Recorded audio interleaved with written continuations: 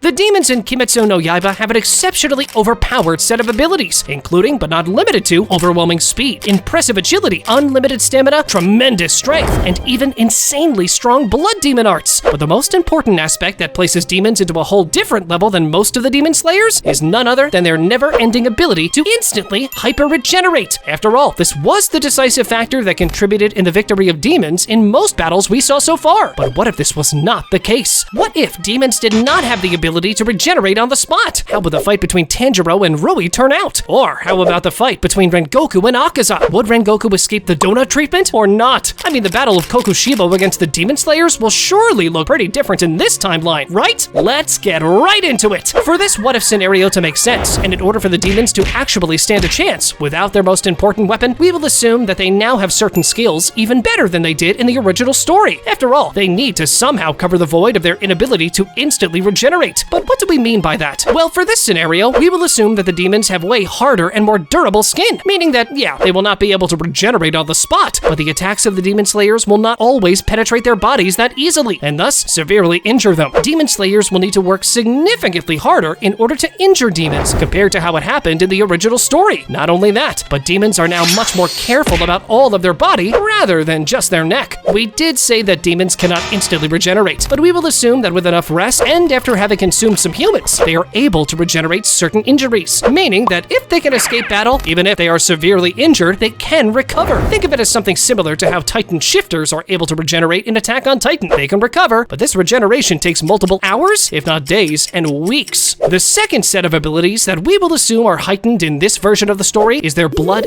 demon arts that become much more powerful. Not only that, but we will assume that the general physical abilities of the demons are more powerful as well. Speed, strength, agility, and stamina are all greatly improved. Add into the fact that demons now know that they can't regenerate instantly. They take all fights much more seriously, and thus do not play around as much. In this version of the story, demons mean business when they fight. But you see, this was only the introduction, as we will now explain step by step how the Demon Slayer story will look like in this version of the story. Let's begin from the first important event or battle in the Demon Slayer timeline, Muzan against Yoriichi. Similarly to the original story, Yoriichi is in the least in a different level compared to Muzan. As a result, even the Demon King does not stand a chance against this force of nature. Yoriichi quickly overpowers Muzan, and just like in the original story, Muzan only has one choice: to split himself in order to try and escape. This move in this version of the story poses an even higher risk for Muzan compared to the original story. Rather than being able to regenerate shortly after escaping Yoriichi, this move of Muzan takes months, if not years, until Muzan is back in full health. But since it was either that or be killed on the spot, Muzan took the gamble. But since we took things in chronological order, the next important event that followed was the Clash of the Twins, the legendary battle between Kokushibo and Yoriichi Sugikuni. Something very similar with what happened in Muzan's case occurs here as well. Kokushibo is put very close to death in his fight with the older version of Yoriichi. Even though Yoriichi is once again many times stronger than Kokushibo, Kokushibo still manages to survive. After all, the reason Kokushibo managed to stay alive after his encounter with Yoriichi in the original timeline was not because he could regenerate, but rather because Yoriichi simply died of old age. If Yoriichi had another breath in him, then no matter if Kokushibo can regenerate or not, if Yoriichi unleashed another final attack, then Kokushibo would turn into dust in the next few seconds. As a result, Yoriichi dies of old age, and Kokushibo makes it alive in this timeline as well. Even though no significant change happened in the story so far, wait to hear what happens in later parts of the video. Some characters that died in the original story will survive, while others that originally made it out alive will die much sooner. And believe me, the story gets much more interesting in the final parts of the video. Let's continue. We did cover the most important events that came before episode 1, so now let's continue from there. During the events of episode 1, nothing really changes as no battle involving regeneration takes place. Muzan kills Tanjiro's family, Nezuko is turned into a demon, Giyu encounters the siblings, he allows Nezuko to stay alive, and thus gives her another chance. Tanjiro meets Urokodaki, trains with him, defeats the hand demon, and officially becomes a demon slayer. But then, when he's sent into his first mission, he encounters the swamp demon. Here, we should point out a small difference that occurs. Even though Team Tanjiro manages to win against the swamp demon, they do so with even higher difficulty than the original story. Some might say, how is this possible? After all, in this timeline, the demons are weaker compared to the original story, as now they can't regenerate on the spot. Well, hear me out. This difference happens because, as we analyzed, even though the swamp demon cannot instantly regenerate in this version of the story, as we previously explained, all his other attributes are greatly improved. And since the fight that happened in the original original story was not a prolonged one where the Swamp Demon had to regenerate all the time, this version of Swamp Demon actually proves even more difficult for Team Tanjiro to land the decisive strike.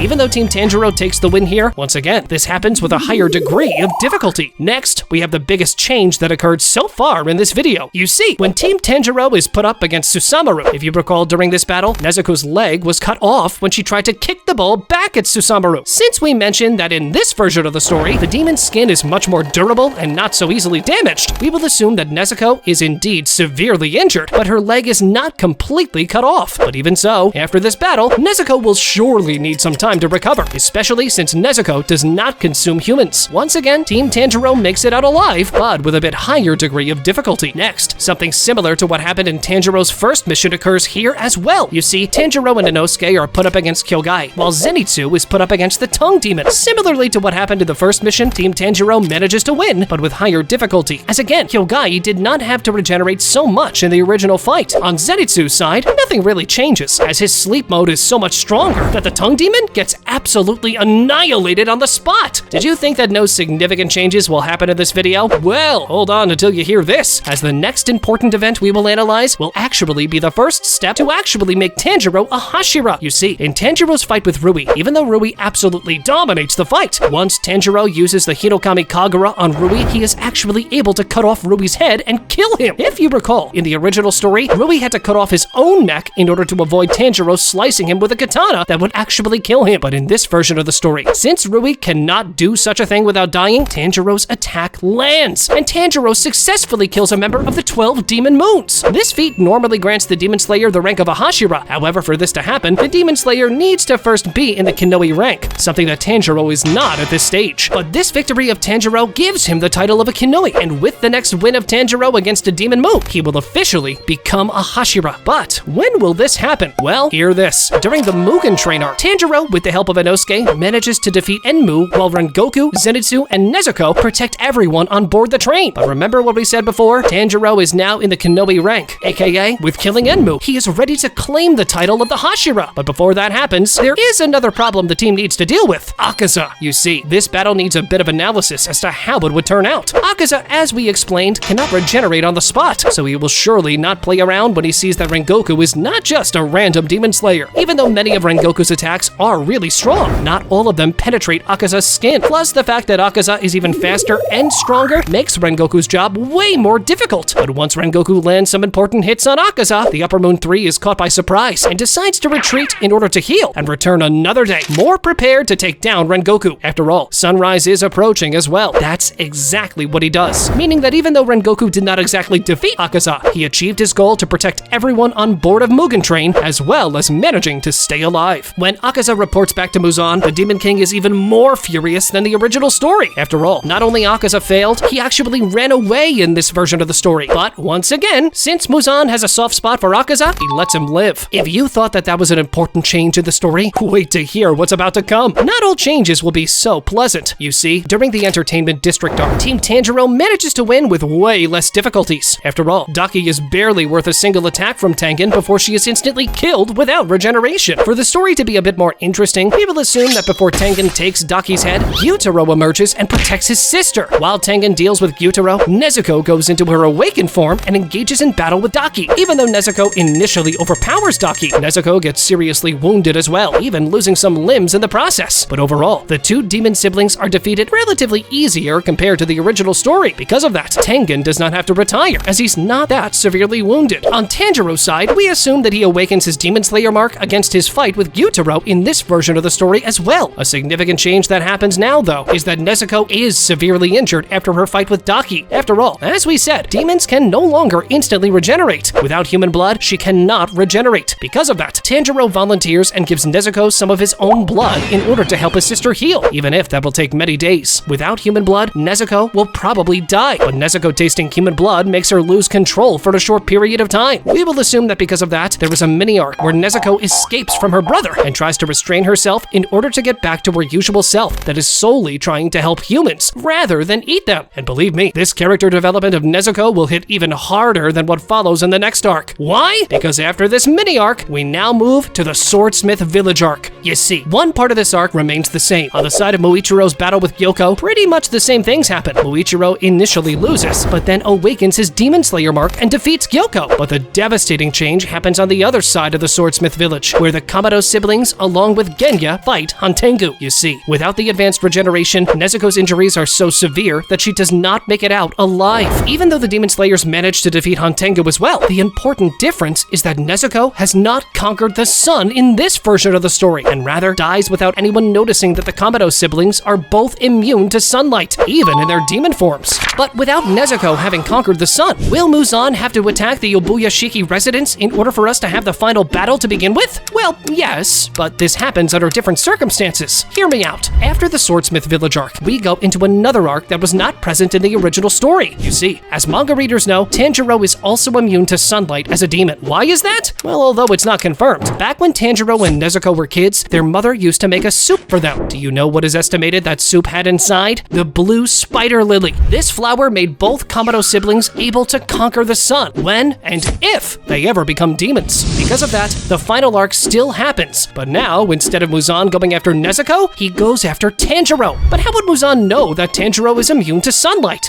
Well, hear this. A few weeks after the events of the Swordsmith Village arc, one of the three upper moons, Kokushibo, Doma, or Akaza, encounters Tanjiro at a time of the day shortly before the sunrise. This demon injures Tanjiro in a manner similar to what Muzan did in the final fight, and thus turning Tanjiro into a demon. Shortly after being turned into a demon, Tanjiro is exposed to sunlight. The demon that turned Tanjiro into a demon tries to flee since the sun is about to set, but while he escapes, to his surprise, he sees Tanjiro not being affected by sunlight, despite being exposed to it. Because of that, Muzan finds out, and the final battle now happens with the goal of Muzan consuming Tanjiro. A few days later, the final arc begins, and similarly to the original story, Muzan, along with his demon moons, attack. The difference here is that not only the Demon Slayers are significantly stronger in this version of the story, because both Tengen and Rengoku are still active Hashiras, but also Tanjiro is even stronger after having gained demon abilities. Plus, let's not forget the demons are weaker in this version of the story without their ability to instantly regenerate. While Muzan tries to find Tanjiro, Akaza stumbles upon him first. With Gyu's help, Tanjiro has no problem defeating Akaza. I would go so far as to say that Demon Tanjiro could easily defeat Akaza on his own as well. Akaza in this version of the story does not let himself die, but rather is overpowered and defeated. Akaza is now out of the equation. But how about Doma? You see, without Shinobu's sacrifice, the Demon Slayers would still not be able to take him down. After all, Doma is the Upper Moon 2 demon for a reason, and his blood demon art, cryokinesis, is even more powerful in this version of the story. No one can actually even come close to him. Because of that, Shinobu decides to sacrifice herself in a manner similar to what happened in the original story. But the difference here is that Shinobu's sacrifice is now enough to kill Doma on its own, as again, demons on this version of the story cannot regenerate. The poison is enough to slowly kill Doma on its own, meaning that Doma is now out as well. Even though the Upper Moon 3 and Upper Moon 2 demons are now dead, what about the Upper Moon 1, Kokushibo? Well, before we explain that, let's see what happens with Kaigaku and Nakime. Nakime's side is pretty much the same, as Muzan kills her after Mitsuri and Obanai, with the help of Yushiro, managed to trick her by placing this paper on her head. The paper shows a fake reality to Nakime, with the result being that she attacks her own allies. Because of that, Muzan takes her out. On Kaigaku's side, Zenitsu battles with him, and just like the original story, Zenitsu comes out victorious. And with that out of the way, we now have the two strongest demons left alive, Kokushibo and Muzan. You see, Kokushibo's battle is once again close to impossible to win, but just like in the original story, the Demon Slayers managed to pull it off and win against Kokushibo. But which of them managed to survive? Well, similarly to the original story, Muichiro and Genya die on this timeline as well. Muichiro was severely injured from the get-go, so even without Kokushibo being able to regenerate, Muichiro's fate is pretty much the same. For similar reasons, Genya is killed as well. After all that, the moment you waited for, Muzan's final battle. The Demon Slayers do their best to stop Muzan from reaching Tanjiro, but they have no success. The result is that Tanjiro is faced 1 versus 1 against Muzan. The battle is as epic as it gets, but which of the two is stronger? Well, we believe that sun-breathing 13th form Tanjiro would be able to defeat Muzan on his own. After all, he now has enhanced physical abilities and even a blood demon art after being turned into a demon. However, even if this is not the case, with the help of the rest of the Demon Slayers, Muzan is eventually defeated. Tanjiro is turned back into a human with the help of Tamayo's medicine, and the Demon Slayer story comes to an end.